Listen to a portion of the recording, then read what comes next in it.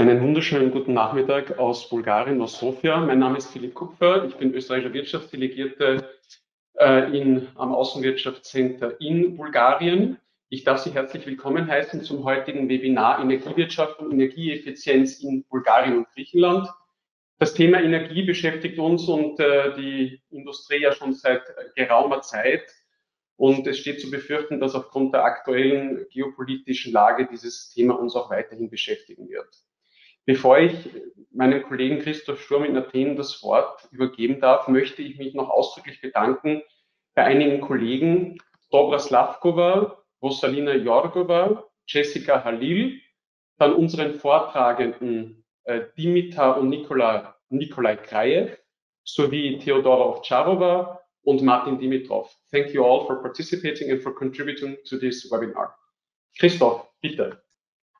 Ja, auch von mir ein herzliches Willkommen. Mein Name ist Christoph Sturm und ich bin der Wirtschaftsdelegierte in Athen und neben Griechenland auch noch für Zypern und Albanien zuständig. Die beiden Länder sind aber nicht heute unser Thema.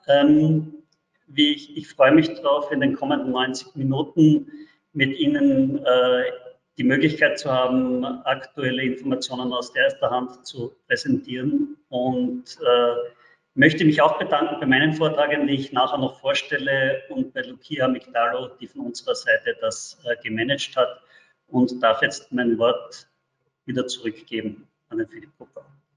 Vielen Dank, lieber Christoph. Ich darf kurz, jetzt schaue ich, ob das mit der Steuerung funktioniert. Wunderbar. Wir dürfen dieses Webinar beginnen mit ein paar allgemeinen Informationen über Bulgarien. Bulgarien zählt mit rund 68 Milliarden Euro BIP zu den größeren Volkswirtschaften der Balkanhalbinsel.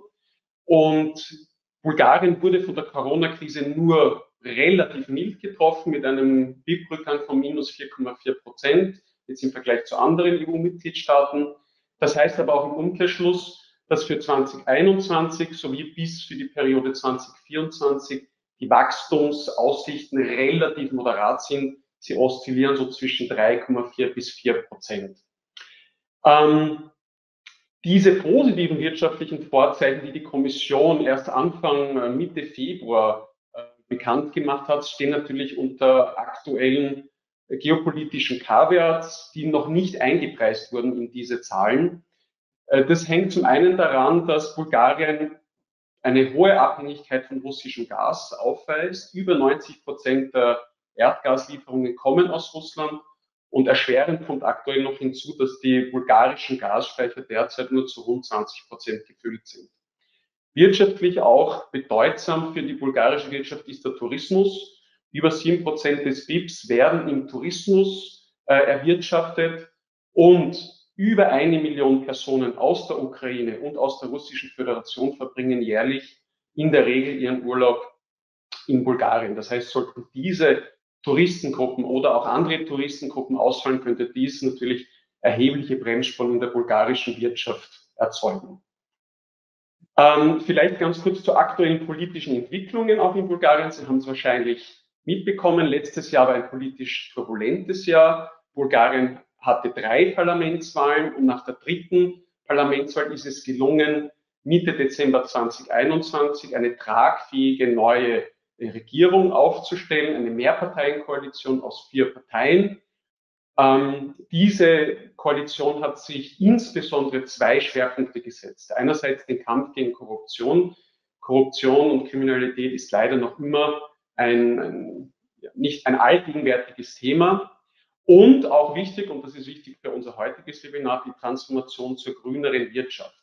Und genau für diesen Bereich, für diese Transformation zur grüneren Wirtschaft, aber auch für viele andere Bereiche in Bulgarien stehen im mehrjährigen Finanzrahmen der EU bis 2027 erhebliche EU-Mittel zur Verfügung. Wir sprechen da von einem möglichen Abrufungspotenzial zwischen 29 und 30 Milliarden Euro. Und ein Problem, sage ich jetzt, in der bulgarischen Wirtschaft ist sicher die Kapazität, diese verfügbaren Mittel abzurufen. Das heißt, eine Absorptionsquote von über 50% zu erreichen. Und alleine von diesen 30 Milliarden Euro stehen Bulgarien im Recovery und Resilience Plan zur Verfügung. Das sind über 10 Milliarden Euro, bestehend aus Grants, aus nicht rückzahlbaren Zuschüssen, aber auch aus Loans, quasi aus Krediten. Bulgarien ist da leider etwas säumig, da hat sich auch die politischen Entwicklungen im letzten Jahr dazu beigetragen, ist da etwas säumig. Bulgarien hat seinen Plan Mitte Oktober 2021 erst eingereicht. Er wird gerade final überarbeitet und man rechnet damit, dass dieser im April dieses Jahres noch von der Kommission und vom Rat abgesegnet werden soll. In diesem bulgarischen Wiederaufbau- und Resilienzplan sind auch über 30% im Kapitel für das heißt grünes Bulgarien, über 30% dieser Mittel sollen in diesem Kapitel zur Verfügung stehen. Denn Bulgarien hat einen relativ hohen Nachholbedarf bei der Produktion von erneuerbaren Energien. Wenn wir uns den Energiemix anschauen des Landes, Bulgarien generiert 40% seiner Energie aus Atomkraft. In Bulgarien gibt es ein großes Atomkraftwerk, aber 40% auch aus fossilen Brennstoffen wie Kohle und Erdgas. Und nur 20% aktuell werden derzeit aus erneuerbaren Energien gewonnen. Bulgarien ist neben Polen ein Land oder das Land mit dem höchsten Kohleanteil in der Energieerzeugung. Und genau deswegen stehen Bulgarien auch aus dem europäischen Just Transition Fund 1,3 Milliarden Euro zur Verfügung, um für die Personen, die in der Kohleproduktion oder in Kohlekraftwerken arbeiten, alternative Arbeitsplätze zu finden. Besonders viel Geld soll aus diesem Just Transition Fund der Region Stara-Zagora zur Verfügung stehen, wo eben diese großen Kohlekraftwerke stehen und über 12.000 Personen in dieser Industrie arbeiten. Es wird aber noch derzeit innenpolitisch und auch auf EU-Ebene verhandelt, bis wann diese Kohlekraftwerke am Netz bleiben sollen. Und in diesem Zusammenhang wird auch oftmals der Bau von einer neuen großen Batterieproduktionsstätte bei Stara-Zagora gesprochen. Zudem gibt es auch ganz neue aktuelle Gespräche mit der griechischen Regierung über den Neubau eines Atomkraftwerks. Und in den kommenden Monaten soll zudem die neue Erdgasverbindung zwischen Griechenland und Bulgarien auf der einen Seite in Betrieb genommen werden, um quasi nicht mehr zu hohem Prozent von russischem Gas abhängig zu sein, sondern in Zukunft auch Gas von Aserbaidschan importieren zu können.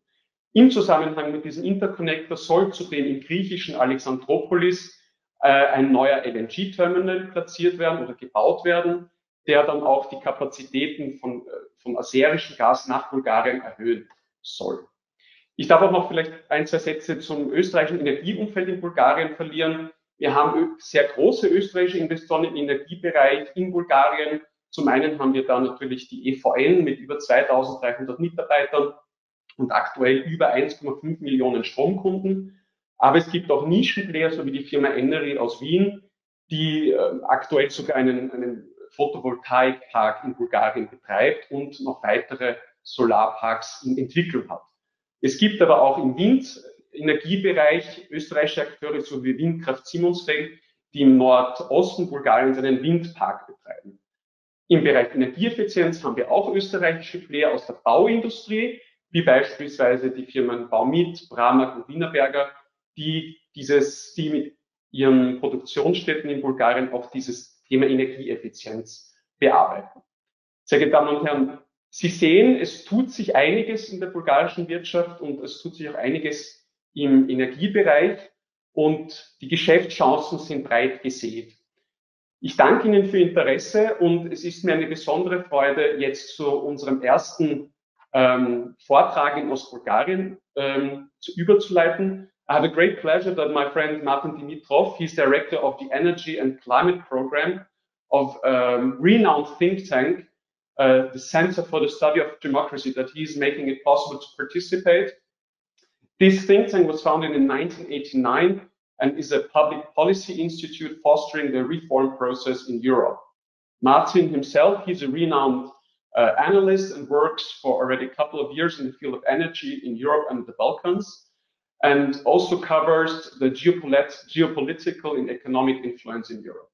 Martin, thank you for your support, for attending, and the floor is yours. Thank you very much, Philip, and thank you for inviting me to this very interesting conversation. Thank you for the kind introduction, to the panel. Just a quick clarification. My name is Martin Vladimirov, not Dimitrov. He's a important MP in the Bulgarian parliament, Martin Dimitrov. So it's an often mistake that happens. Do I have control of the presentation? I think I have, right? So in my short presentation, I'll try to stress several issues related to the long-term strategy of Southeast Europe and more particularly of Bulgaria regarding energy and climate security, with an attempt to highlight some key elements of a future energy and climate strategy that is in line with long-term objectives of the European Union for full decarbonization of the economy by 2050. A lot of the work that I'm going to show comes from some modeling scenarios that CSD has been working on for the past 5-6 years, together with the renowned institutes all across Europe, trying to understand how different indicators and different dynamics would influence the low carbon transition in all the major sectors of the economy. For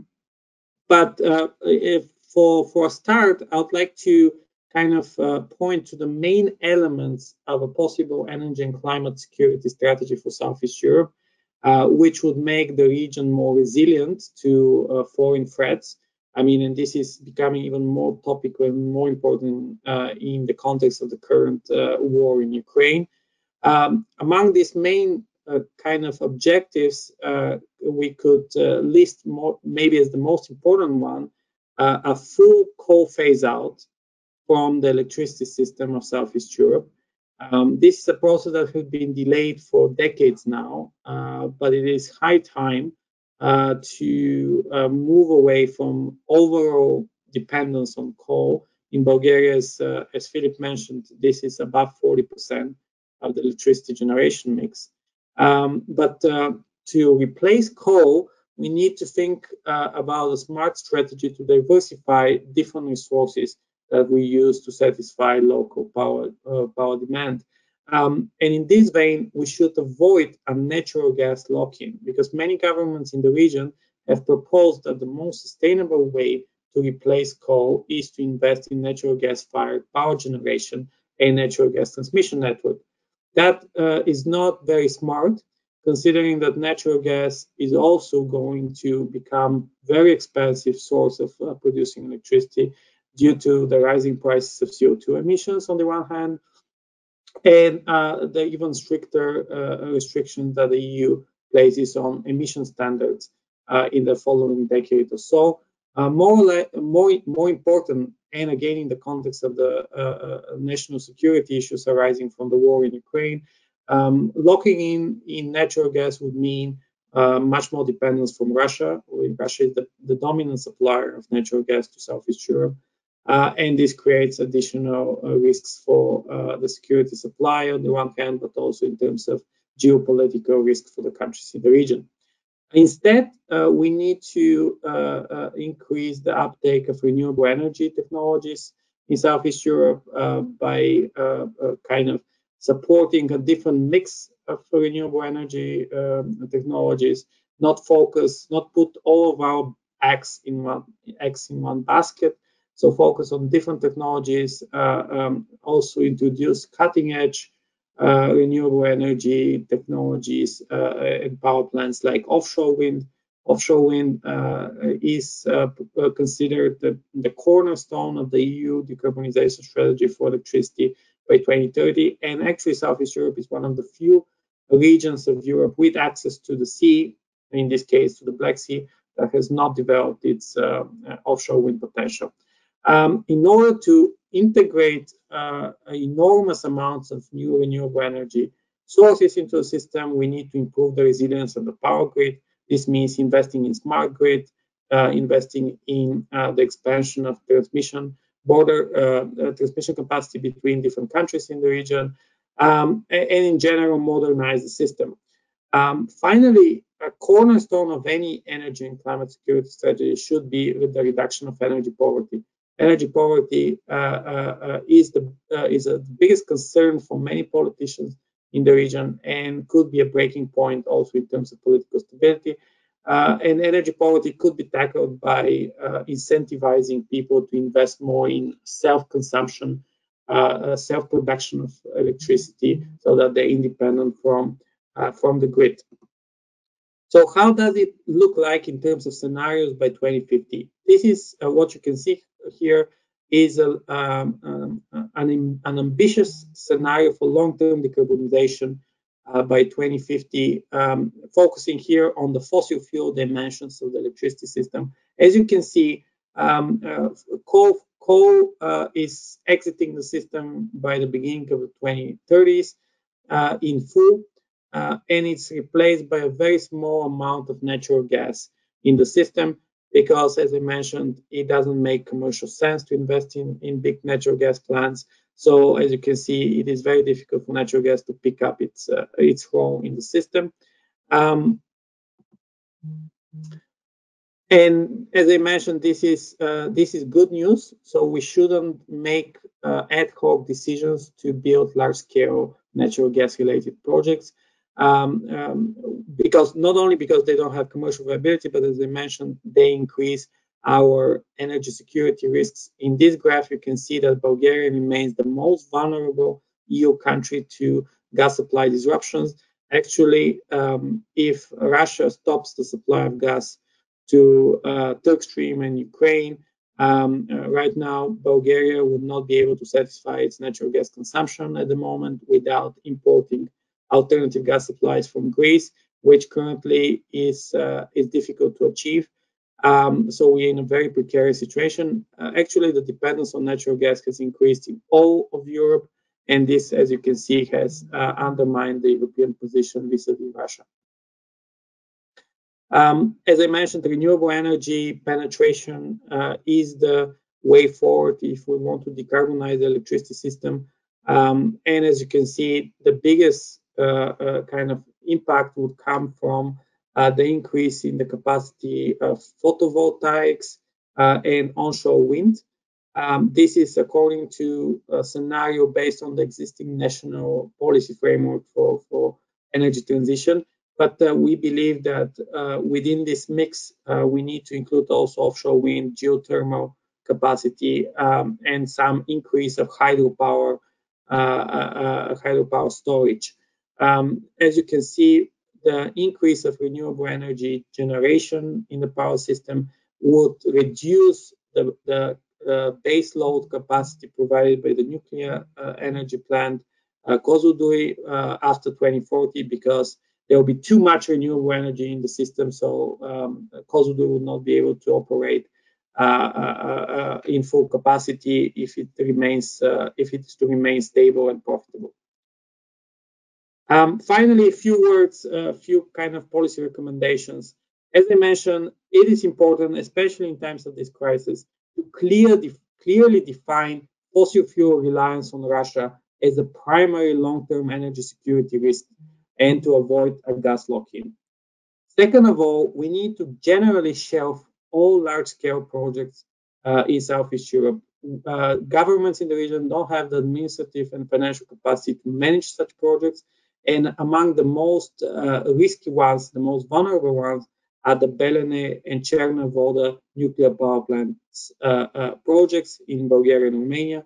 They are not really necessary for the stability of the power system, at least until 2040, and after 2040, when our modeling work shows that nuclear might be needed to balance the system. As I mentioned, we need to harness the potential of cutting-edge technologies like offshore wind and geothermal, and we need to decentralize the power grid so that it is possible to integrate smart grid technologies and also decentralize the way energy consumption happens, so that households and small-scale businesses are at the forefront of the energy transition. In order to achieve this transformation of energy consumption patterns and energy production patterns, we need to utilize EU funds and use these funds to incentivize households and businesses to invest in their own decarbonization. This needs to be expanded outside of the energy sector. So we're talking about electrification of transportation, electrification of the industry, and boosting the potential for also green technologies in buildings, including hydrogen and other synthetic fuels. As I mentioned, energy poverty should be at the center of any energy and climate security policy, so that we put citizens at the core of this transition. And finally, we don't need to isolate the energy sector. Energy sector is part of the whole economic system. So we need to move towards the transformation of the economy in general. And the best tool to do that is to adopt the Fit for 55 package of the European Commission, which has a much greater focus on non-ETS sectors, so on sectors that do not pay for CO2 emissions right now. There is a lot of opposition in society against carbon pricing for industry, transportation, etc. But this is the way forward if we want to integrate newer technologies that are more efficient and that have a lower impact on climate and the environment. Thank you. Thank you so much, Martin Vladimirov, for this very interesting and comprehensive presentation. But you can't see me. Yeah, thank you very much again for this very comprehensive and interesting presentation, and also for covering a much broader perspective than the Bulgarian one, especially covering some other countries of Southeastern Europe. I may now continue with our next presentation, and I will switch back to German since Mr. Nikolai Krajew speaks perfectly German. Herr Krajew, vielen herzlichen Dank auch, dass Sie uns zur Verfügung stehen. Herr Krajew ist Eigentümer und Managing Director von ATC Bulgarien. Ist eine Energieberatungsfirma mit Spezialisierung auf Energieeffizienz. Er ist darüber hinaus auch Vertriebspartner von TÜV Österreich in Bulgarien und hat für uns und auch für Sie österreichischen Firmen, einen deutschsprachigen Report zur bulgarischen Energiewirtschaft erstellt, der Ihnen dann aktualisiert bis Anfang Mai 2022 auch zur Verfügung gestellt wird. Herr Krajew, ich bitte um Ihre Präsentation. Danke vielmals. Ich begrüße die Runde. Freut mich sehr, dass wir die Kollegen mit der Energiesituation in Bulgarien vertraut machen können. Es ist zunächst mal etwas, was für uns sehr wichtig ist, dass Sie die Entwicklung verfolgen können. Der Energiemarkt in Bulgarien ist leider Gottes in einer ziemlich verfahrenen Situation. Erst jetzt kommen wir zu der Liberalisierung in vollen Zügen. Sie sehen deswegen als ersten Slide dieses Bild, wo es endlich berichtet werden kann, dass das bulgarische Energienetz mit dem europäischen Energienetz verbunden ist. Das geschah zunächst mal im Mai 21 Richtung Griechenland und später im Oktober, am 28. Oktober, haben wir auch die Verbindung nach Rumänien gebaut, so dass wir jetzt praktisch als Energiemarkt direkt mit dem ganzen EU verbunden sind. Am nächsten Bild sehen Sie den bulgarischen Energiemarkt dargestellt. Das besteht immer noch aus zwei Teilen. Ein regulärer Markt, wo die Haushalte angeschlossen sind.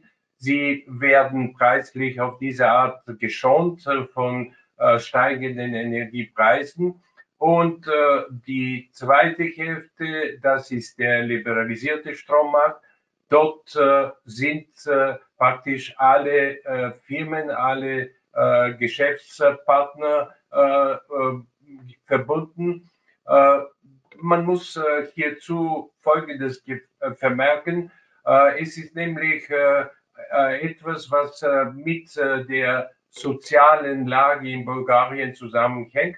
Es gibt sehr viele arme Rentner, die auf diese Art sozusagen billigen Strom bekommen, was keinesfalls die beste Lösung ist. Im Gegenteil, es ist sogar so, dass man über Sozialabgaben das regeln sollte und möglicherweise alle Teilnehmer am Markt zu dem liberalisierten Strommarkt hinführen sollte. Ich werde jetzt nicht auf alle Einzelheiten eingehen, weil Sie ja sowieso mein Skript noch bekommen werden. Ich werde jedenfalls ganz kurz jetzt die Schritte der Liberalisierung vortragen. Es begann damit im Jahre 2004. Im Jahre 2016 wurde die unabhängige Energiebörse eröffnet. Dann im Jahre 2017 deckte der regulierte Markt ca. 40% von Nettoproduktion und der freie Markt die restlichen 60%. Dann die entscheidenden Jahre waren 2018, 19. Da wurde zunächst mal IBEX, das ist diese Börse, zu einem obligatorischen Kanal für den Stromhandel für Generatoren mit einer installierten Leistung von mindestens 1 Megawatt. Später kamen dazu auch in diesen Jahren die ganzen Produzenten, die eine Leistung von 4 Megawatt haben. Zum Schluss kamen da auch die Energiehersteller nach dem KWK-Verfahren sowie die erneuerbaren Energien. Ab Mai 2019 sind auch die früher zu privilegierten Preisen energieabgebende Energieeffizienz bzw. Blockheizkraftwerke auch diesem liberalisierten Markt angeschlossen. Praktisch haben wir jetzt ab vergangenem Jahr im Sommer alle Nichthaushaltsverbraucher an diesen liberalisierten Markt angeschlossen. Hier sehen Sie die Energiebilanz Bulgariens. Man sieht, dass wir eigentlich für Elektrizität ungefähr den Parametern in Europa entsprechen. Auch das Gleiche gilt für Erdöl und Rohöl. Mit dem Erdgas ist die Situation, wie Herr Wladimirov auch sagte, so, dass bei uns die Gasifizierung nicht so weit fortgeschritten ist.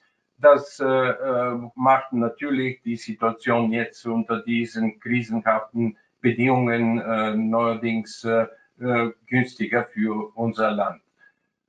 Hier werde ich ganz kurz überfliegend einige Angaben machen über den Energieverbrauch in einzelnen Sparten. Zunächst mal zeige ich Ihnen hier die Kohle. Am nächsten Bild sehen Sie die Elektrizität.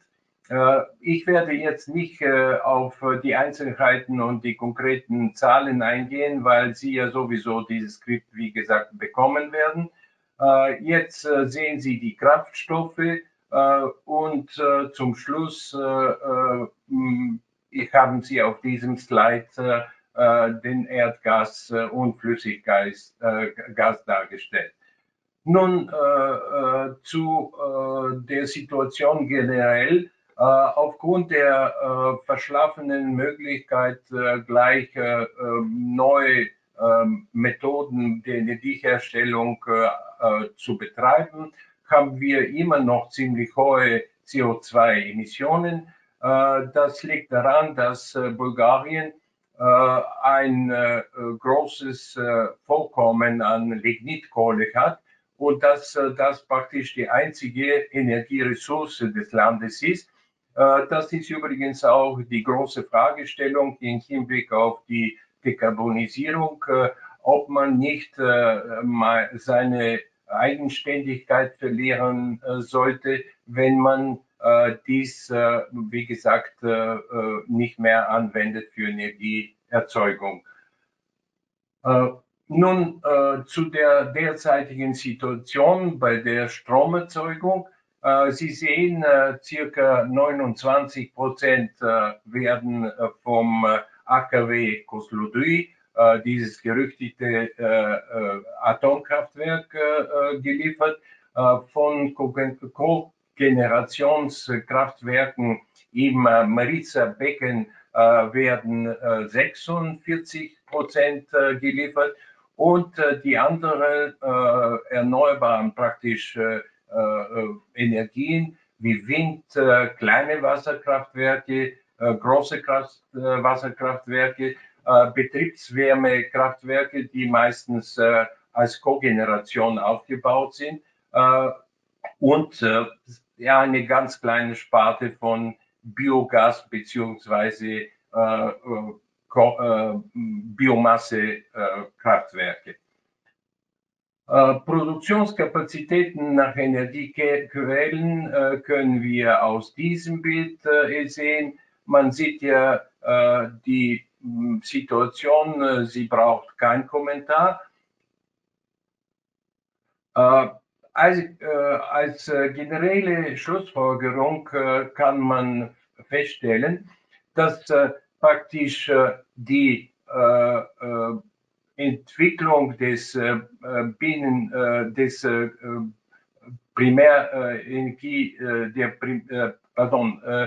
man muss feststellen, das Bruttoinlandsprodukt steigt bei gleichbleibender Primärenergieerzeugung und sogar bei sinkender Primärenergieintensität, was positiv als Entwicklung ist. Natürlich entspricht das keinesfalls den Forderungen der neuen Zeit mit dem Klimawechsel.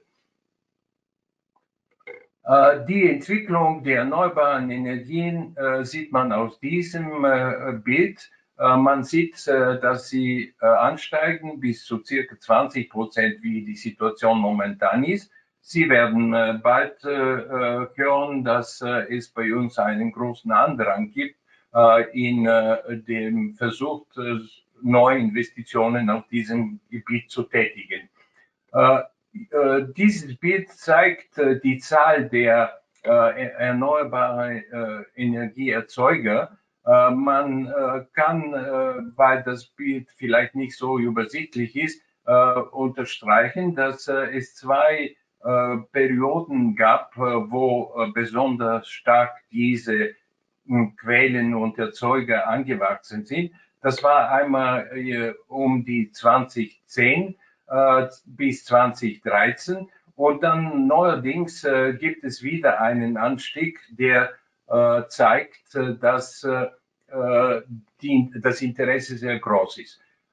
Von der installierten Leistung an erneuerbaren Energien ist die Verteilung folgendermaßen. Ungefähr 4,2% sind Windkraft, Wasserkraft sind 6% und fast 90% bleibt für die Sonnenenergie übrig. Die Zahl der Investoren ist sehr groß, wie Sie auch aus dem vorigen Bild gesehen haben, was sozusagen für ein hohes Interesse auch unter der Bevölkerung zeugt. Jetzt konkret zu der Sonnenenergie. Im Prinzip, das sind mehr oder weniger die Perspektiven. Im Jahre 2021 gingen an ESO, das ist die Elektrizitätssystem, das ist der Elektrizitätssystemoperator, 115 Investoren mit Anfragen zum Anschließen von ihren Photovoltaikanlagen. Das macht insgesamt eine Leistung von 8.500 Megawatt etwa. Davon waren auch Investoren enthalten, die die Anträge, wo die Anträge genehmigt wurden. Nur in den letzten 10 Tagen von 2022 reichte man bei der gleichen Organisation 25 Gesuche für Koordinierung von erneuerbaren Energiegeneratoren.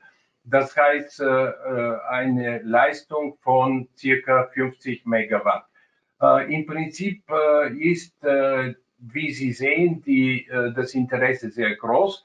Und hier muss man leider Gottes feststellen, dass der Staat immer noch nicht alle bürokratischen Schranken, die das verhindern, beseitigt hat. Also diesen fast 12.000 Megawatt an gewünschte Photovoltaikanlagen stehen nur 50 Megawatt genehmigte Anlagen. Das heißt, Sie sehen, dass das weniger als 5% ist. Zu den Wind kann man auch sagen, dass es inzwischen etliche Windparks gibt, die eine Produktivität zwischen 3.300 Megawattstunden pro Jahr und sagen wir sogar 1.000 nur Megawattstunden pro Jahr haben. Die effizientesten Großkraftwerke, die sind von EVN Kavarna und hauptsächlich in den geografischen Gebieten Balkangebirge, Dobrudscha. Das kann in diese Richtung gesagt werden. Gehen wir weiter zu dem europäischen Grünen Deal. Da Herr Wladimirov schon ausführlich darüber berichtet hat, werde ich ein bisschen diesen Teil meiner Präsentation kürzen. Auf alle Fälle muss man die Entwicklung unterstreichen. Zu der Zeiten der Boyko Borisovs Regierung waren da hauptsächlich Verpackungen der Häuser mit dem Ziel Wärmedämmung vorgesehen. Nun hat es eine lange Entwicklung während der provisorischen Regierungen und bei der letzten ordentlichen Regierung gegeben. Und es sollen die ursprünglich vorgesehene Gutkraftwerke in Marica Lignitbecken entfallen. Und dafür sollen praktisch großenteils über Stromspeicher und Geothermieanlagen die kontinuierliche Energieversorgung organisiert werden. Es gibt auch eine große Notwendigkeit, das ganze Energieübertragungsnetz zu erneuern bzw. effizient zu machen, weil die Verluste, die im Lande entstehen, zunächst mal sehr groß sind und zweitens natürlich auch das Anschließen von neuen Generatoren nicht erlauben. Dann müsste man auch Folgendes sagen, dass es eine Abfallverbrennungsanlage in Sofia geplant war. Die wird aus Gründen der Reinheit der Luft nicht realisiert. Man wird höchstwahrscheinlich diese RDF-Abfälle verfeuern, entweder in Zementwerke oder in einigen anderen Kraftwerken. Da gibt es entsprechende Vorschläge und Initiativen. Und übrigens eine interessante Ergänzung zu diesen Maßnahmen für Energieeffizienz und Verwendung von Verwendung von elektrischer Energie statt Kohleenergie ist die Entscheidung, 1 Milliarde bulgarische Lever für neue Züge vorzusehen. Offenbar denkt man, dass auf diese Art praktisch die Bilanz wiederhergestellt wird. Konkret jetzt zu den Möglichkeiten österreichischer Firmen, hier an öffentlichen Aufträgen teilzunehmen. Da wäre Folgendes zu sagen. Natürlich ist bei uns immer noch alles aufgrund der fehlenden Liberalisierung des Marktes in staatlicher Hand. Natürlich der stärkste Vertreter dieser Branche ist die bulgarische Energieholding, die praktisch 60 bis 70% von den Aufträgen hat beziehungsweise offenlegt. Dann kommen die FAUs, die sind 3 an der Zahl, FVN, CES und Energopro. Die geben ungefähr 20% von den Jahresaufträgen und mit den letzten 10% sind die Stadtwerke in Bulgarien an der Reihe. Die Stadtwerke sind meistens private oder Gemeindeeigentum-Unternehmen, die sicher große Aufträge haben und wo es interessant sein könnte für österreichische Firmen, sich dort zu bewerben. Es gibt noch ein Rest, das ist der große Sektor der Bauwirtschaft. Dort boomt es praktisch seit 10 Jahren in Bulgarien und man muss sagen, dass die ganze Heizung, Sanitärausrüstung und damit verbundene Energieversorgungen durchaus leicht zugänglich wären, ganz besonders für österreichische Firmen, die bekannt sind für ihre grünen Möglichkeiten. Nun zum letzten Teil meines Referats, die Chancen österreichischer Unternehmen. Es ist so, dass durch den grünen Deal wichtige Umwälzungen anstehen und alle Reformen, die zu erledigen sind, werden natürlich die Chance für westliche Firmen öffnen, sich an diesen Kuchen sozusagen zu beteiligen. Wichtig ist, wie die österreichischen Firmen hier rangehen. Das werden wir natürlich ausführlich in dem Manuskript, was später verbreitet wird, darlegen. Auf alle Fälle ist es wichtig, über die Entscheidungsträger, dann über die Planer und später über die Betreiber diese Teilnahme von österreichischen Firmen an diesem Erneuerungsprozess in Bulgarien zu gewährleisten. Die Bereiche, wo sicher österreichische Firmen eine große Chance haben, das sind die Wasserkraft, die Photovoltaik, die Biomasseenergiegewinnung, die Geothermie, die regenerative Kraftstoffe, Abfalltrennung und Verbrennung, Solarkühlung, Passivhäusern, Umwandlung und langfristige Speicherung von Elektrizität und selbstverständlich Energieeffizienztechnologien. Ich bedanke mich für Ihre Aufmerksamkeit. Herr Kreie, vielen herzlichen Dank für diese umfassende Präsentation und dass Sie dieses vielschichtige Thema Energiewirtschaft so leicht verständlich und umfassend beleuchtet haben. Ich darf zur letzten Vortragenden auf bulgarischer Seite kommen. I would switch back to English and I would like to introduce you to Theodora Ovcharova. She is Executive Director and a member of the board of Elana Investment. Elana Investment was founded in 1999 and is among the leading EU funding consultants in Bulgaria. And thanks to Theodora, with whom we work already for a couple of years, and thanks to her profound expertise, Theodora herself has already helped many Austrian companies in Bulgaria obtaining financial support from EU funds. So Since there is a lot of money, EU money available in Bulgaria, I think it is very essential to cover also this topic. Thank you so much, Theodora, for participating and for giving us an insight.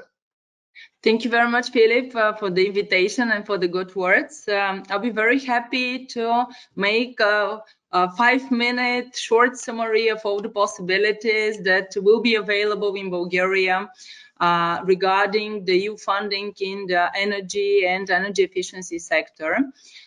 We have two main sources of funds that will be coming granted in Bulgaria in the next programming period, which is year 21-27. The first source is the National Recovery and Resilience Plan of Bulgaria, and the second big source are the operational programs in Bulgaria. So the National Recovery and Resilience Plan have several projects that will be that are mainly for energy and energy efficiency, and they will be managed by 3 Bulgarian ministries: the Ministry of Innovation and Growth, the Ministry of Regional Development, and the Ministry of Energy. The total budget of the plan is 6.5 billion euros, so we have a lot of money available.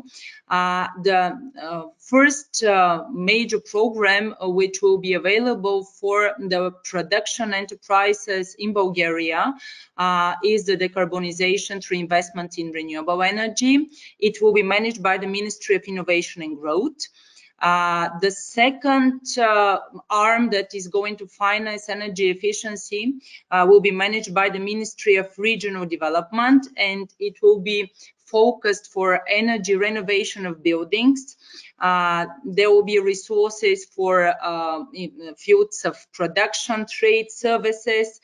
There will be different programs for energy efficiency in households and administrative buildings as well. And the third main project will be managed by the Ministry of Energy. One of the programs there will be supporting the construction of 1.7 gigawatts of renewables and batteries. It is PV photovoltaics. Again, there will be other projects for geothermal energy. 44 million euros will be for projects in geothermal sources, and another 70 million euros will be for projects in green hydrogen and biogas. So if I can go into a little bit more details for some of the programs. The first program, which will be managed by the Ministry of Innovation and Growth, will be for renewable energy for own consumption. It is focused for the production enterprises, and it will be for development of photovoltaics for the own consumption of the production enterprises. They will be allowing the installation of up to 1 megawatt for the consumption of the company, and the total budget of this program, which will be available for SMEs and mid-caps, will be 220 million leva. So the second project is energy renovation of buildings, and 235 million leva will be available for the energy renovation and energy efficiency measures in the production enterprises. They will be covering replacement of existing windows with more efficient ones, heat isolations, heating compliances, use of renewable sources. This second project will be managed by the Ministry of Regional Development. We're expecting it to start at the end of this year. The third project will be managed by the Ministry of Energy, and it aims for the implementation through CAPEX support of installation of 1.4 gigawatts of renewable energies with batteries for storage, energy storage. The total budget is 448 million euros, and it will be divided in 6 tenders. for acquiring of this support. So there will be all procedures will be competitive procedures. So the better prepared projects and the earlier start of the preparation will give an advantage, because the interest into these projects are much more than the money that are available for them. In addition to the project for the ministry that will be available through the Ministry of Energy are the geothermal sources project and the green hydrogen and biogas project. And I will be available if you have any more questions for these projects to give you more details. So the next source of financing for energy efficiency will be through the operational program Innovation and Competitiveness that will be available for the whole period 21-27 for energy efficiency measures in all kinds of companies, SMEs, mid-caps and large companies. And we are having here energy efficiency measures based on energy audits. We have financing for a system for monitoring and control of energy consumption. We'll be having support for ensuring integrated approach for energy efficiency measures in all economic sectors. Support for energy management system, and we'll be having 59 million euros for all these measures. And the last program that will be allowing support for energy efficiency will be Regional Development Program. There we have a lot of support for energy efficiency in municipal buildings, administrative buildings, household buildings, industrial buildings and sites. We have sustainable urban mobility, green urban infrastructure and security in public spaces. So we'll have, you can see here the amounts in euros for all these types of support that will be available through the Ministry of Regional Development. In addition to these measures, Bulgaria will be applicable country for the modernization fund, and we have the 16 million euros for renewables, energy efficiency, energy storage, and energy networks. And we have the Just Transition Fund, which for Bulgaria will be amounting to 1.54 billion euros. Allocated for these such types of investments. The structuring of these programs are still ongoing, and we are waiting for in the next 1 or 2 months to have the projects finalized and the programs finalized and to be available on the market.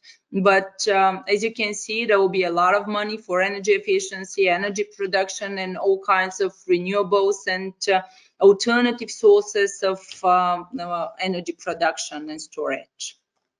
So I tried to be short. Thank you very much for the attention, and I'm here for more questions and more materials to submit in the different areas. Thank you. Thank you so much, Theodora, for your availability, for sharing your knowledge, and for also highlighting in a very short and digestible form the sometimes very complex procedures of the availability of the EU funds. I will switch back now to German. Sehr geehrte Damen und Herren, das war es jetzt von bulgarischer Seite. Ich danke Ihnen für Ihr Interesse. Ich würde sagen, der Gabentisch ist reich gedeckt. Es gibt große und viele Möglichkeiten. Es gibt auch viele finanzielle Möglichkeiten. Bitte nutzen Sie das Angebot, das wir vom Außenwirtschaftscenter Sofia anbieten. Und es freut mich jetzt besonders, dass wir das nächste Land covern werden und darf weitergeben zu meinem Kollegen Christoph Sturm und den Kollegen im Griechenland. Danke vielmals. Ja, vielen Dank, Philipp. Ich werde jetzt damit beginnen, dass ich Ihnen im Schnelldurchlauf einen kurzen Überblick zu den aktuellen Wirtschaftskennzahlen in Griechenland geben möchte. Ja, Griechenland, vom schwarzen Schaf zum EU-Musterschüler, das ist so ein bisschen die Überschrift über die letzten Jahre. Sie können sich noch erinnern, Staatsschuldenkrise, Brexit im Gespräch, große Katastrophe im Jahr 2008. Griechenland hat sich stark konsolidiert, hat ein Reformprogramm durchgezogen unter Begleitung der Europäischen Union und dann kam Corona. Das heißt, wir haben jetzt wieder 2020 einen Rückgang des Wachstums von 9% gesehen, haben uns aber rasch erholt. Griechenland hat sich rasch erholt, hat im letzten Jahr wieder ein Wachstum von 8,5% gehabt und damit sind wir jetzt wieder bald auf dem Stand oder wir sind schon am Stand wieder von vor Corona. Der Ausblick ist auch sehr positiv. Im Jahr 2022 rechnen wir mit plus 4,9, also fast 5%, und 2023 3,5%. Die Schulden sind nach wie vor da, aber die gute Nachricht, es ist auch Geld da. Einerseits im Rahmen des mehrjährigen Finanzrahmens der EU sind bis 2027 über 20 Milliarden Euro für Griechenland abrufbar und im Recovery and Resilience Facility zum Wiederaufbau im Rahmen der Corona-Schwierigkeiten war Griechenland unter den Top 3 der Länder, die nicht nur einen belastbaren Plan eingereicht haben, sondern das wurde auch schon alles genehmigt und jetzt hart es der Umsetzung und natürlich ist ein großer Teil davon auch im Bereich erneuerbare Energie und Digitalisierung und da setzen wir doch einige Hoffnungen da drin. Ja, Corona kurz noch zu erwähnen, wir befinden uns jetzt in einer endemischen Phase, das heißt Impfquote ist bei 70%. 50% der Griechen haben eine Boosterimpfung. Das heißt, auch da sind wir optimistisch, dass sich in den kommenden Monaten doch auch wieder normalisiert. Ja, Wirtschaftsbeziehungen mit Österreich. Das Image Österreichs in Griechenland ist sehr gut. Wir werden als qualitativ hochwertig angesehen. Das ist so dieses Alpenklischee, natürlich, sauber, authentisch, nachhaltig. Das kann uns gerade im Bereich der Energiewirtschaft natürlich helfen. Wir sind ein angesehener Businesspartner auf Augenhöhe. Bisschen weh tut, dass wir manchmal so ein bisschen als Satellit von Deutschland gesehen werden. Da arbeiten wir stark dagegen an natürlich. Die Kultur ist etwas, was mit Österreich immer in Verbindung gebracht wird. Und leider im Vergleich jetzt auch zu Bulgarien gibt es relativ wenige Investitionen von Österreich in Griechenland. Da könnte wirklich mehr passieren. Die Wirtschaftsbeziehungen, die gehen zurück bis ins 19. Jahrhundert zur Staatsgründung Griechenlands. Traditionsreich, wir haben immer gute Geschäfte mit Griechenland gemacht. Der Einbruch durch Corona lässt sich an den Zahlen auch festmachen. Allerdings haben wir in den ersten 11 Monaten des letzten Jahres ein Wachstum von 17,4% bei den Warenexporten nach Griechenland gehabt, zeitgleich auch 17,9% Wachstum bei den Importen. Das heißt, wir rechnen damit, dass 2021 aus unserer Sicht ein absolutes Rekordjahr wird. Und nicht zu vernachlässigen auch Dienstleistungsexporte, auch da hatten wir nach dem Rückgang ein Plus wieder von 6,4% oder fast 200 Millionen Euro. Bei den Dienstleistungsimporten, das muss man auch im Zusammenhang mit Griechenland erwähnen, spielt natürlich der Tourismus eine große Rolle.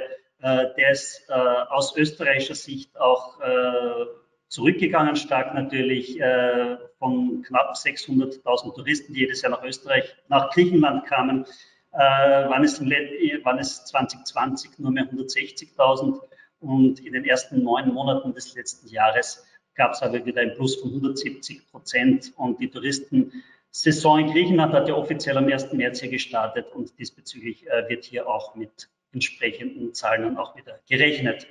Foreign Direct Investments, wie gesagt, relativ bescheiden auf konstant niedrigem Niveau.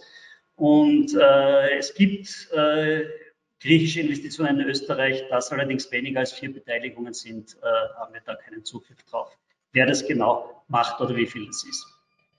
Kurz noch ein Überblick über die Austrian Business Community in Griechenland.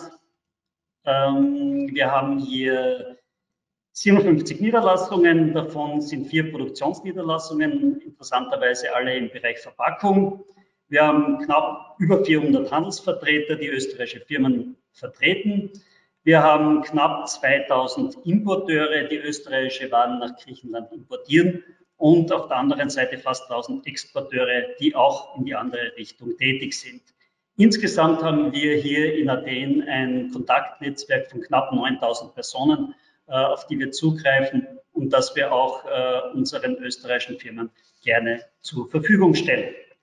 Gut, das war es jetzt schon. Es war wirklich nur ein schneller Durchlauf. Wir sollten zu den Spezialisten kommen. Ich möchte unsere Fachexperten jetzt vorstellen. Wir werden als erstes hören den Herrn Vassilis Triantafylos. Der ist Berater beim Ministerium für Umwelt und Energie und wird uns über Griechenlands Energiewende berichten und dann auch über den Energy Hub in Griechenland.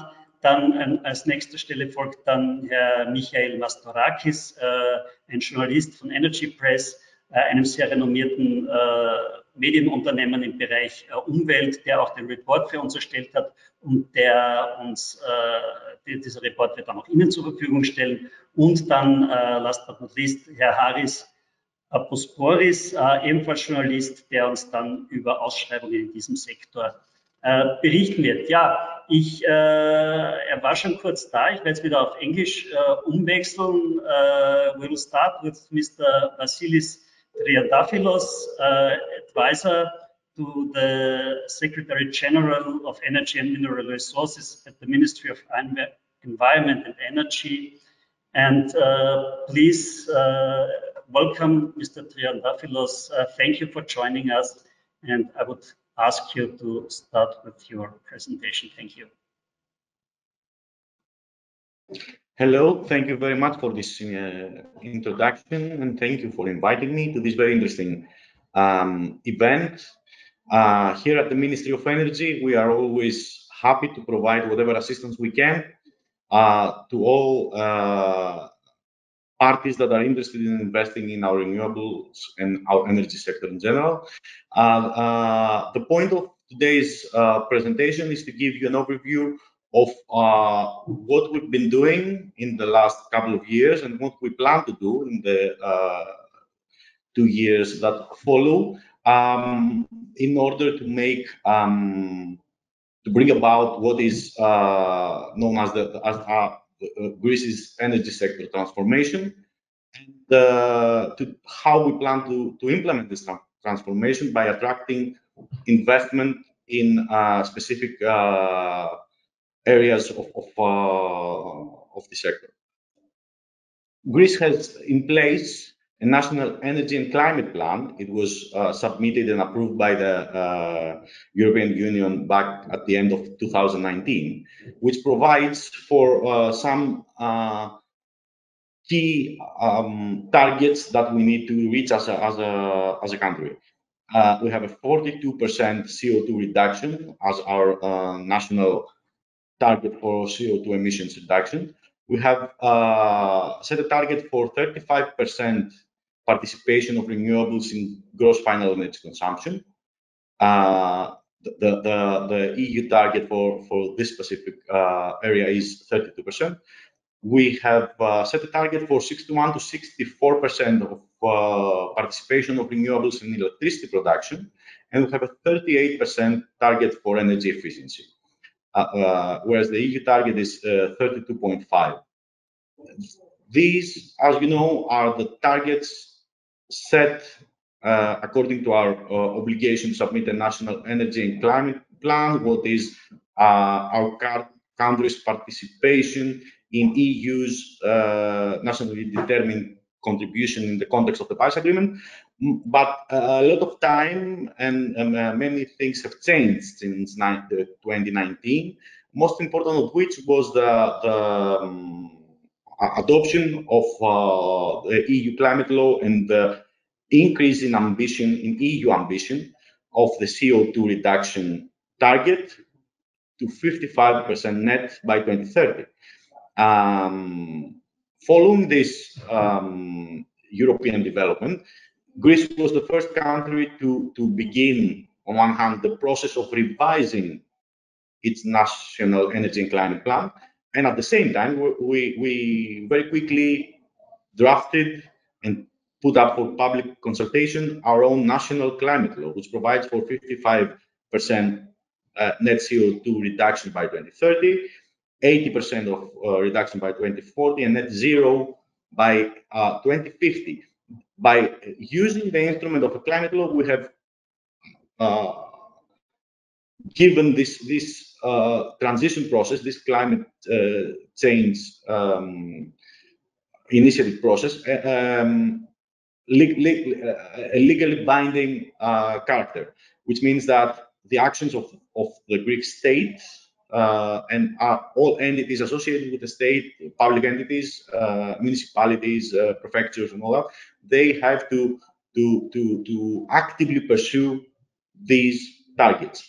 And the revision of the NDCP will provide for much more ambitious targets in specific areas. For example, it is foreseen, it's not final yet, the outlook is to have it completed by the end of the year, but it is foreseen the first models that we use indicate that the participation of renewables in gross final energy consumption will be at least 40% in order to reach the 55% net reduction in CO2 emissions. Renewables will participate also in electricity production by a percentage higher than 70%. And those are, again, preliminary numbers, indications. They're not fixed, they're not finalized. The process is not over yet, but these are the first indications we have. And apart from those, apart from the revised NECP and the climate law, which are the two main pillars to combat climate change and to bring about a transition, we also have a process of delignitization, which again started in 2019 by a very ambitious announcement that we will totally remove lignite from our electricity production by 2028. This target is still the binding target for Greece.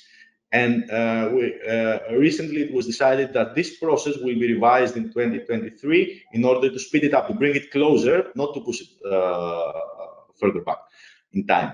So those are the key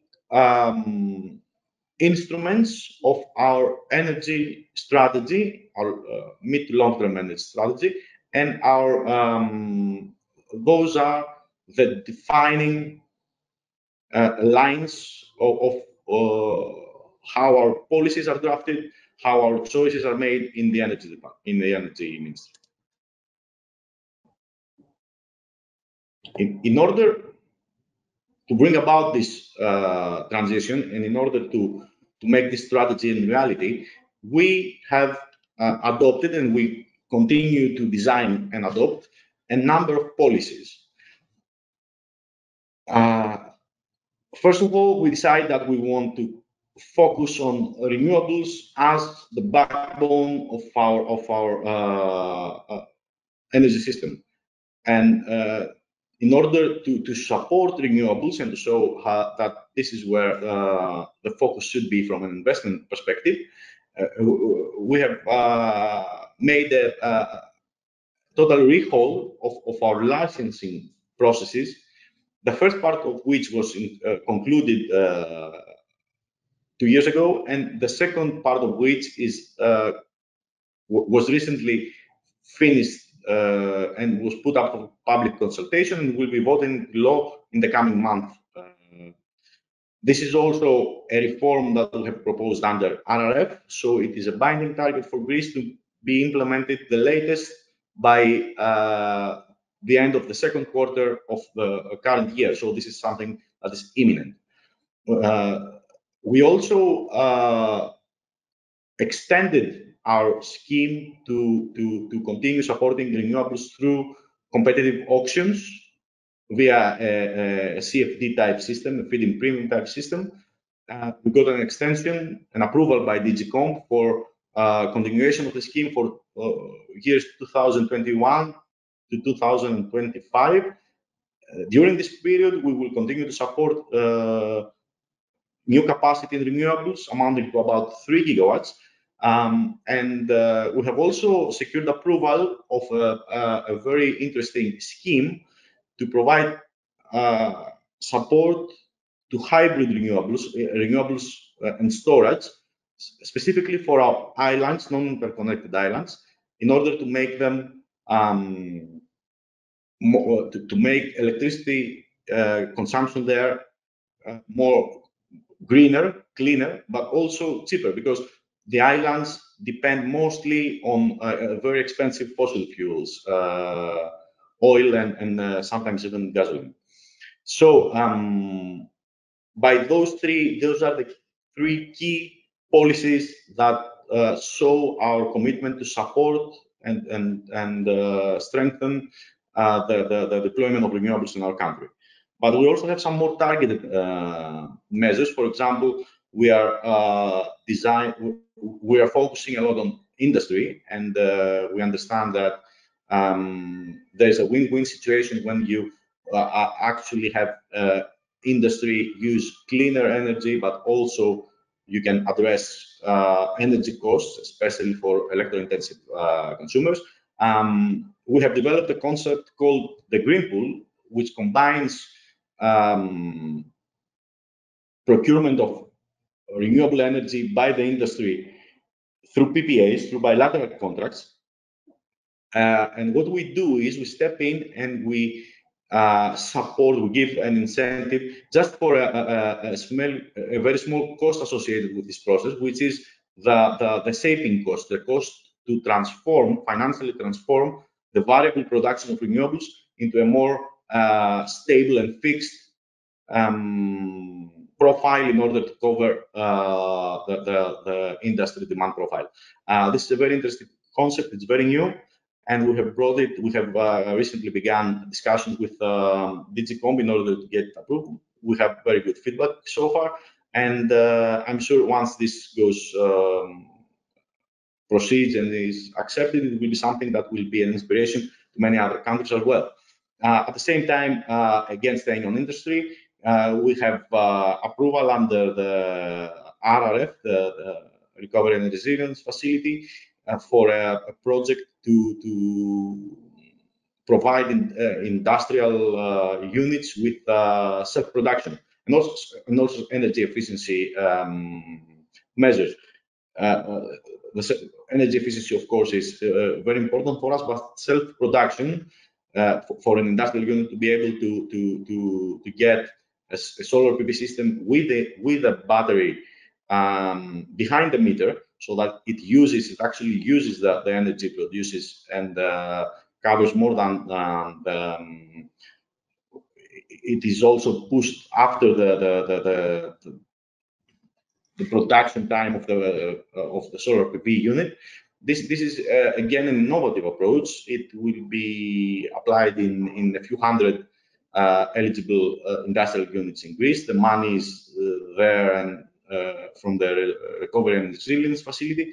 And this is one other example of how we design policies outside the box, and we try to bring custom solutions to specific problems, especially when related to hard-to-abate sectors.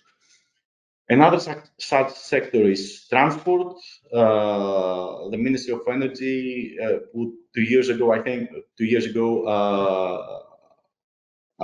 we adopted a law for e-mobility, which had very, very good results. We have 5 times we practically give incentives for the purchase of new electric vehicles, and we're also increasing the incentives to make penetration even quicker. And we also support the installation of charging stations. Again, these are projects funded under the RRF. Staying on the RRF, we have 2 more projects to electrify public transport, one for buses and one for taxis. So we try to cover transport from various perspectives and to really incentivize the electrification of the sector. And of course, we have a number of initiatives on energy efficiency. The principle of energy efficiency first is never far from our design choices. We have almost $1 billion a year project for energy efficiency for households. This amounts to approximately 40 to 50,000 households that are renovated per year. This is what was true for 2020 and 2021. In the current year, we're in February, and the recent program already has 57, as of today, approximately 57,000 applicants. We see that the interest is really increasing as the effects of the energy crisis that Europe has been suffering from are made evident to even greater pool of consumers. Apart from this very successful program, we launched a program. It's currently under public consultation for energy efficiency for public buildings, but also for street lighting. Those are both funded under the RRF, and they will really change the consumption of energy and the more efficient usage of energy from the public sector. This was something that was needed, and it's actually being implemented as we speak. But apart from the new policies we have in place, we have also decided to seriously focus on new technologies. And we understand that even if the 2030 targets are reachable with currently existing technologies, going further than that, and as we approach the net zero goal of 2050, it is very, very difficult to achieve that without some serious innovation. One of the things that we really need to put in place is storage. As the renewable share increases, we need to be able to manage the renewable production in more efficient ways. That is why we are within a year we will have an auction for 700 megawatts of new battery storage. Again, this is an RRF project. This covers half of our projected needs for storage until 2030. The other half will be covered by a new pumped hydro system that is now being implemented and will be commissioned within the next years. Again, this is the minimum amount, approximately 1.4 gigawatt of storage, half of which will be battery, half of which will be pumped hydro, according to the existing NECP. As the goal, the targets are amended, are revised for the new NECP, we foresee that also the storage needs will increase. We also have recently concluded and will put up for public consultation and subsequently voting a law for offshore wind. This we have committed politically that we will have 2 gigawatts of offshore wind commissioned by 2030. So the legal framework, the legal and regulatory framework will be adopted within the coming months. This is also an obligation, a reform under RRF, so we have to complete it by the end of the second quarter, Q2 of the current year. And we also have a national program that will explain and will show where the potential is and how we will exploit it. The program, although the national program is the second step after the adoption of the law, we have already completed work on the program as well, and we can safely say that 10 gigawatts of fixed bottom and 30 gigawatts, at least 30 gigawatts of floating offshore wind are currently available and financially exploitable as we speak.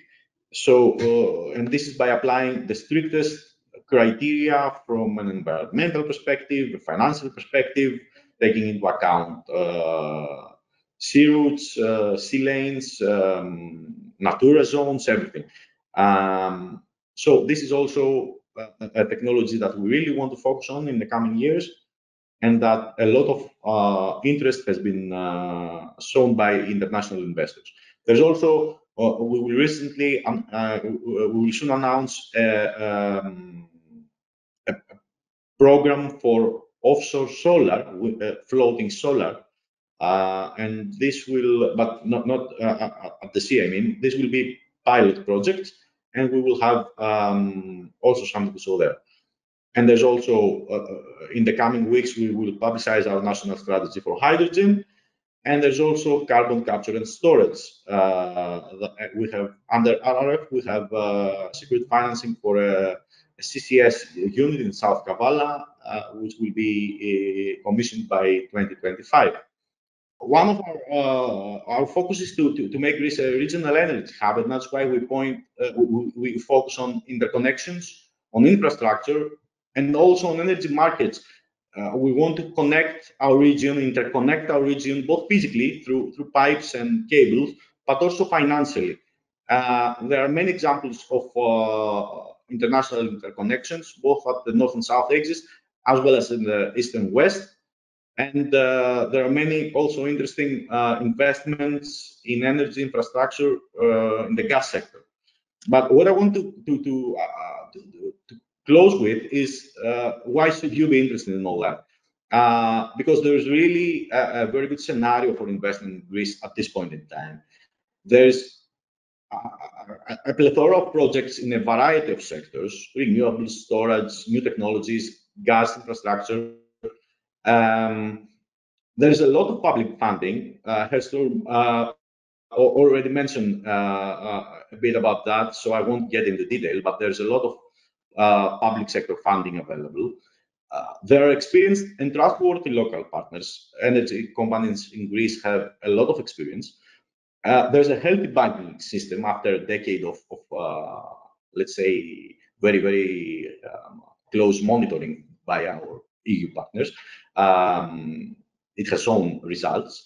And there's an improved, much quicker regulatory framework. So I'll be happy to answer any questions.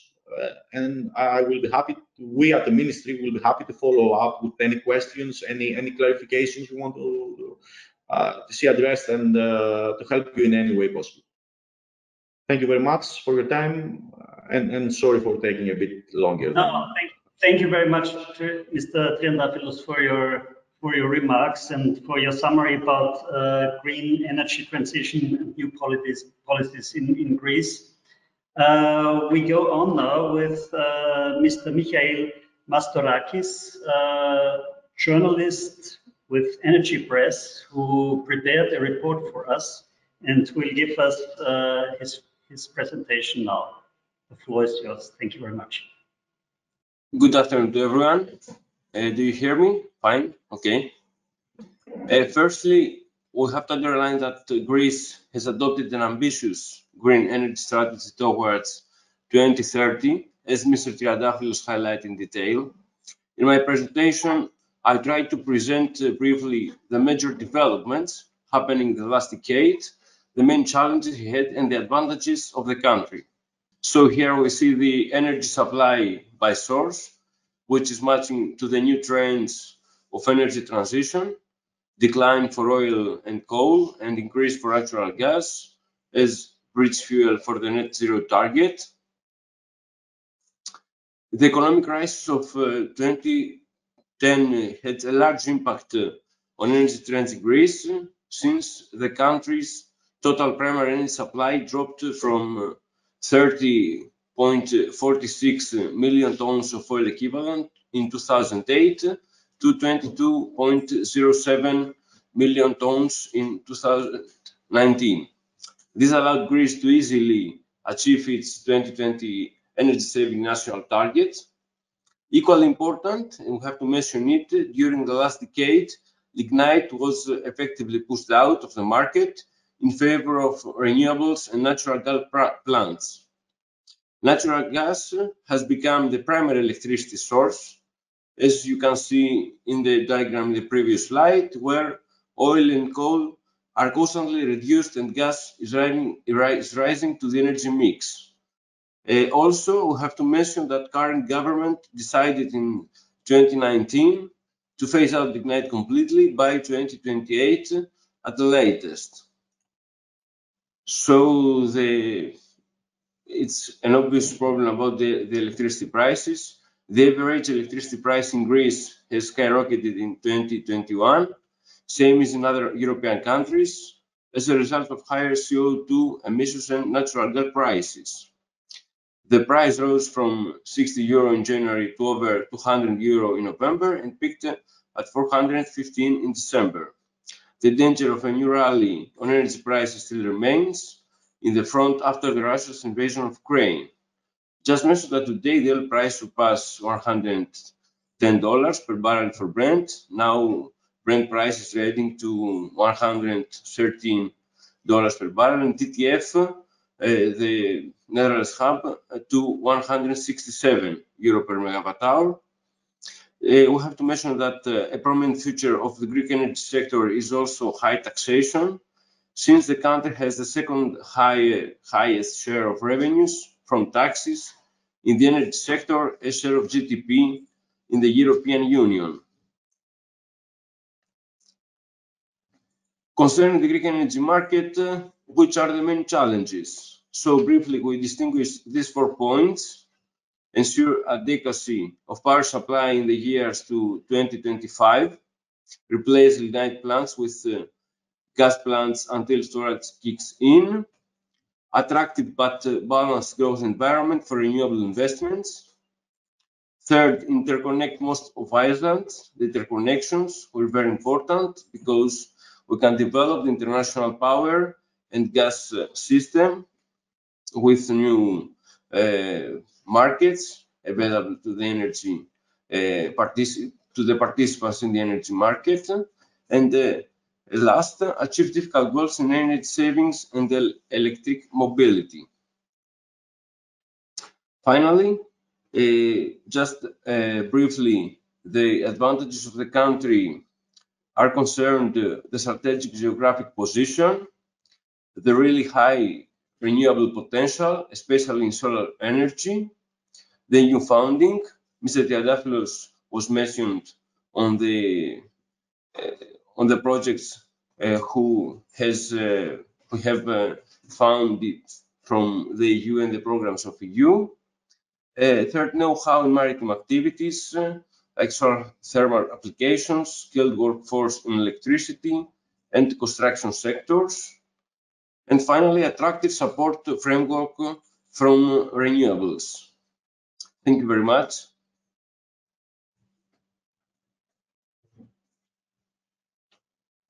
I thank you, Mr. Mastorakis, for the summary of your ambitious goals for the next years, and we hope that we can participate and show our ability also.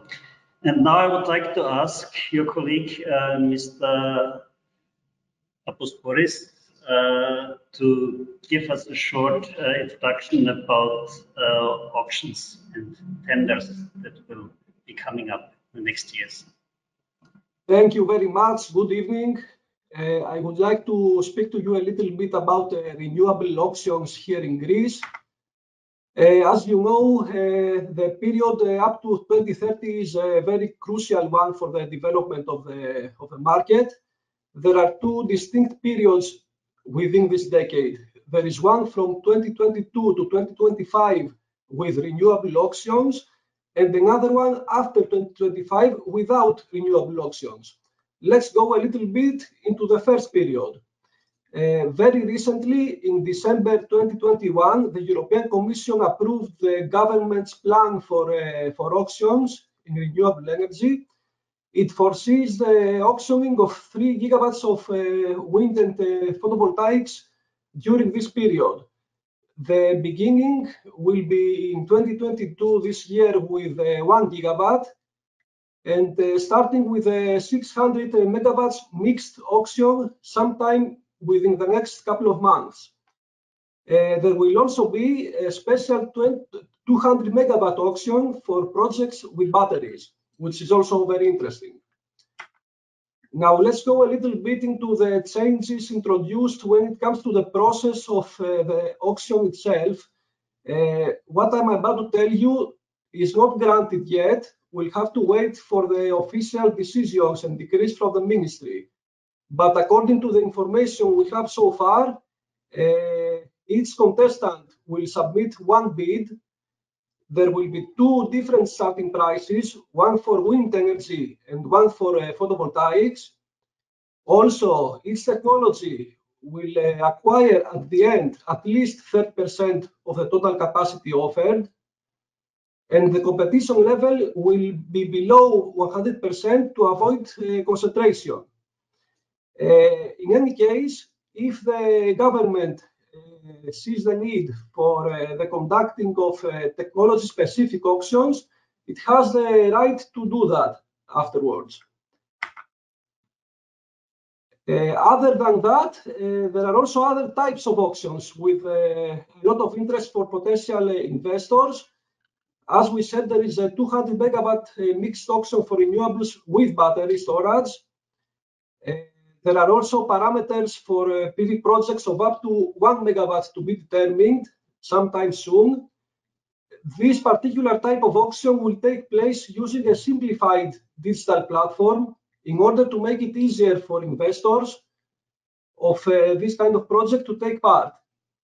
And last but not least, just as Mr. Triantafyllos said, there is a new framework for hybrid renewable auctions in non-connected islands, which is expected to be approved shortly. I am sure that the ministry gives a lot of attention to Greek islands, non-connected ones, because it makes a lot of sense for them to use their own renewable resources instead of oil from abroad. So basically, this is the outline for renewable auctions in Greece. Thank you very much. Thank you very much, Mr. Aposporis, and for your really interesting remarks. Ich werde jetzt wieder auf Deutsch umändern. Wir haben gesehen, dass es im Chat soweit keine Fragen gab.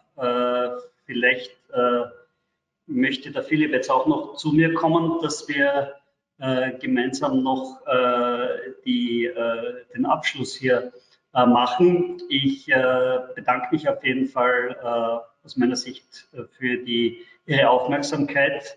Ich glaube, wir konnten einen guten Überblick geben. Philipp, bitte. Darf ich noch ein bisschen Cross-Selling betreiben? Ich möchte nur hinweisen auf unsere gemeinsame Veranstaltung Mitte Mai, 16. bis, wenn ich mich jetzt richtig erinnere, 19. Mai, organisieren wir einen Austria Showcase in Sofia und in Athen, damit Sie auch vor Ort über die Möglichkeiten und Chancen bei B2B-Meetings, bei Workshops informiert werden. Nehmen Sie bitte diese Chance wahr. Wir freuen uns auf Ihre Teilnahme. Ja, nimmst mir die Worte aus dem Mund, aber alles gut. Wir danken Ihnen für die Aufmerksamkeit und würden Sie freuen, wenn wir uns dann im Mai bei unserer gemeinsamen Veranstaltung zuerst in Sofia und dann in Griechenland begrüßen dürfen. In diesem Sinne alles Gute aus Griechenland und alles Gute aus Bulgarien. Danke sehr. Wiedersehen.